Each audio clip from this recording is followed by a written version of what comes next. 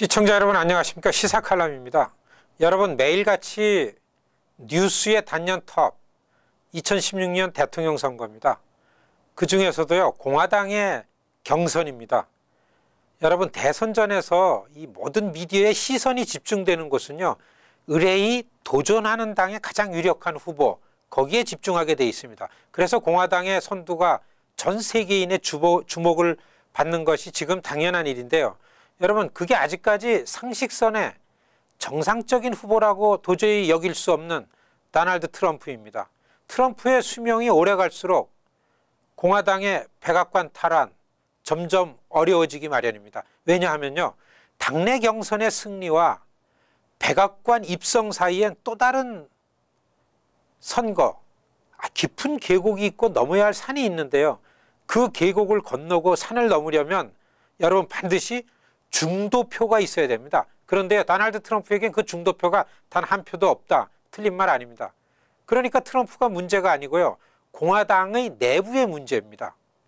공화당 내 경쟁력과 본선거 전 경쟁력이 정확하게 반대입니다. 여러분 이러한 현상은 민주당도 예외가 아닙니다.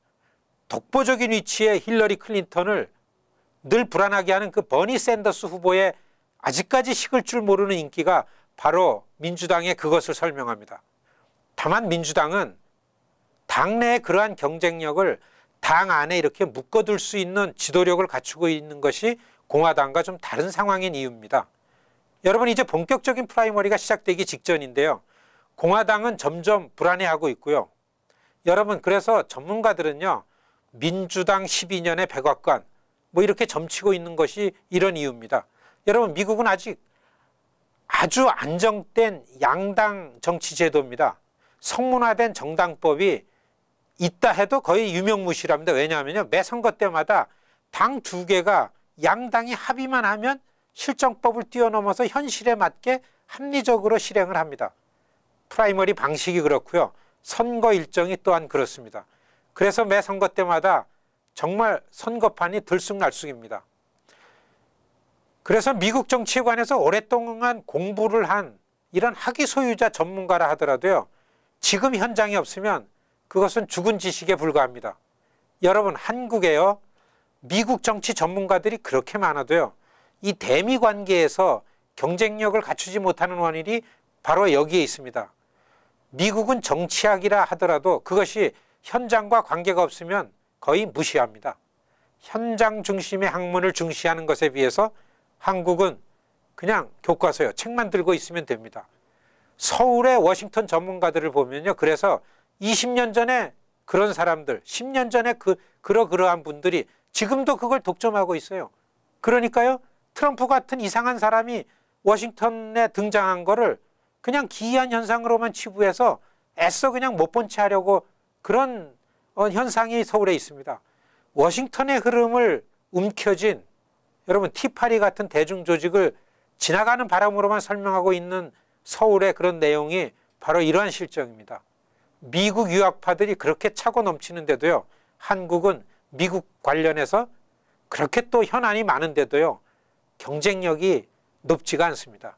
시청자 여러분, 미국의 정치를 바라보는 서울의 시선과 미국 정치를 대하는 한국의 형편을 언급하는 지금 우리가 그런 형편을 언급하는 이유는요. 이게 바로 여기에 한인사회 문제가 되고 있기 때문입니다. 정치권의 이야기만이 아니고요. 일반 미국의 시민사회 전반적인 흐름의 내용에 관해서도요. 우리가 미국 시민의 입장에서 미국의 미디어를 통해서 이해해야만 되는데 지금 미주 한인들이 그렇지 않습니다. 우리 한인 동포들도 덩달아서 서울로부터 나오는 미디어를 통해서 지금 우리가 살고 있는 미국을 이해하고 있기 때문에 그런 원인입니다. 한국에서 미국은 다른 나라입니다. 그러나 우리 한인 동포들에게 미국은 여러분 우리나라입니다. 한국의 미디어를 통해서만 미국의 흐름을 이해하다가는요. 어느새 미국이 우리나라가 아니게 됩니다. 여러분 특히 이러한 문제가 이 선거 때는 아주 중요하고 심각하게 됩니다. 그래서요. 여러분 워싱턴의 눈으로 이번 선거를 봅시다. 전 이거를 아무리 강조해도 지나치지 않다고 봅니다. 시청자 여러분 이제 본격적인 대선전으로 돌입합니다. 우리가요 납세자이고 유권자입니다. 어느 당을 선택하고 그리고 그중에서 대통령으로 누구를 지지해야 할 것인지 결정을 하기 시작해야 합니다. 그렇게 하기 위해서 여러분, 내가 누구이고 어떤 입장을 가져야 하는가 아주 중요합니다. 한국의 미디어는요, 2016년 미국 대선전에서 역시 외교나 안보 측면이 가장 중요합니다. 그러나 미국의 시민인 미주 한인들은요, 좀 다를 수가 있습니다. 우선은 우리가 살고 있는 자기 지역의 안전과 안정이 우선일 테고요. 동시에 우리가 갖고 있는 생업이 사실 더 중요합니다. 전자에는 인종 문제요, 이민 문제요, 가치 이슈 이런 거를 고려해 볼 것이고요. 후자로는 생업에 관해서는요, 스몰 비즈니스가 어떻고 세금 문제가 어떻고 이런 게 중요합니다. 그리고 나서 외교 안보의 분야, 이거 진지하게 생각합니다.